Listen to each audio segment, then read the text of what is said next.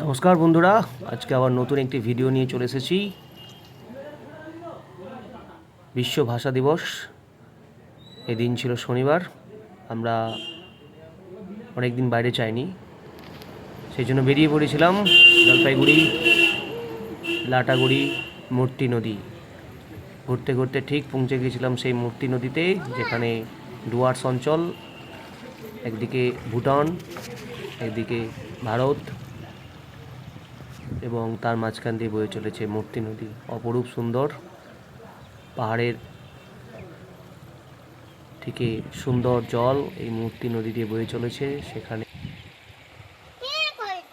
আমার মেয়েকে নিয়ে আমি ঠিক পৌঁছে গিয়েছিলাম দুপুরের দিকে।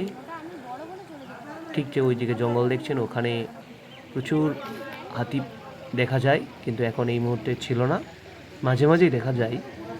স্বচ্ছ জল, পাথুরে জল, পরিষ্কার, নিট অ্যান্ড ক্লিন। সেই জায়গাতেই কিছুটা সময় আমাদের সারাদিন কাটলো মেয়েকে নিয়ে। রিমা এবং আমার ঋতমা বেশ জলকে উপভোগ করছে। সুন্দর এক ভালো লাগা, ঠান্ডা ঠান্ডা হালকা জল, পাথুরে জল।